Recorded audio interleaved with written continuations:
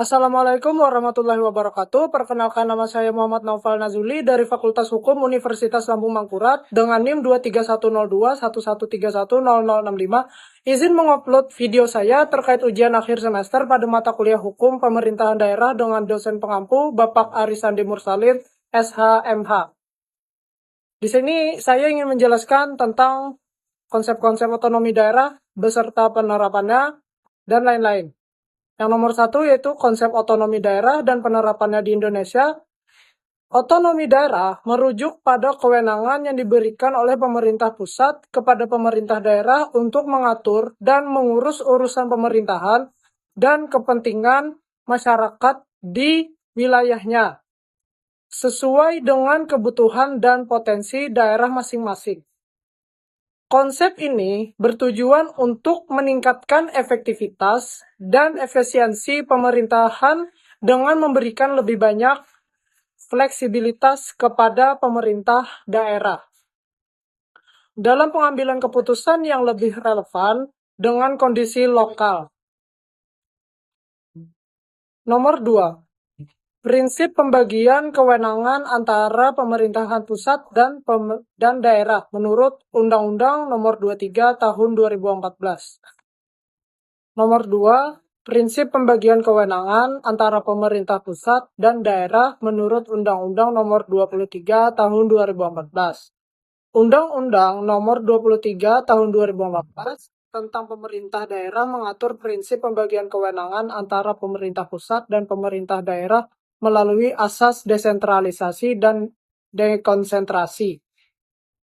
Pembagian kewenangan tersebut diatur lebih rinci dalam lampiran Undang-Undang Nomor 23 Tahun 2014 yang mengklasifikasikan kewenangan menjadi 3 kategori.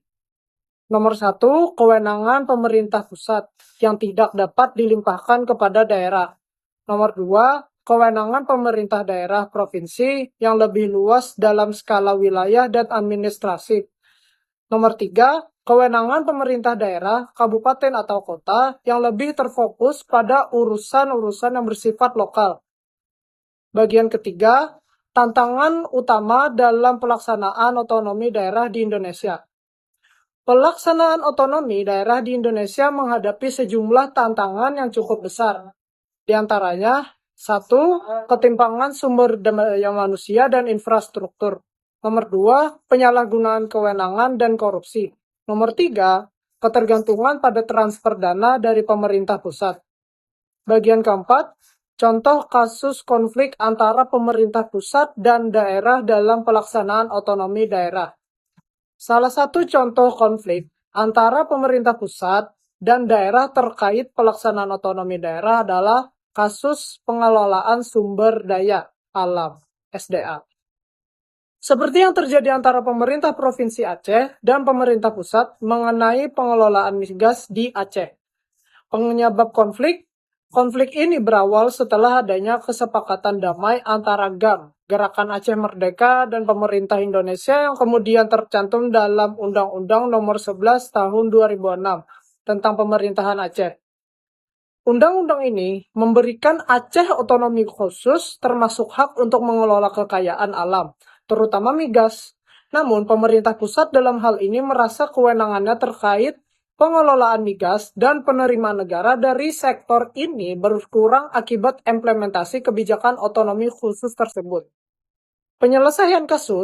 Penyelesaian konflik ini melibatkan dialog antara pemerintah pusat dan pemerintah daerah Aceh. Untuk menyelesaikan perbedaan interpretasi, dilakukan revisi terhadap sejumlah ketentuan dalam peraturan terkait pengelolaan SDA di Aceh.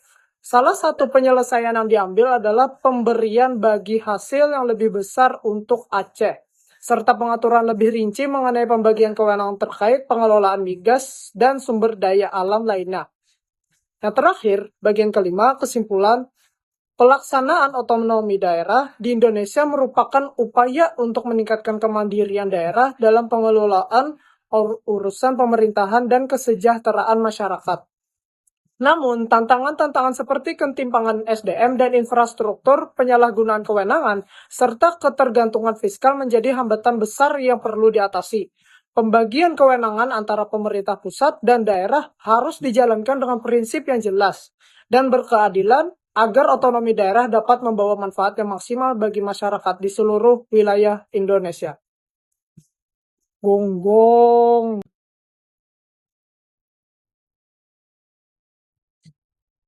Sekian itu saja dari saya. Saya pamit undur diri. Wassalamualaikum warahmatullahi wabarakatuh.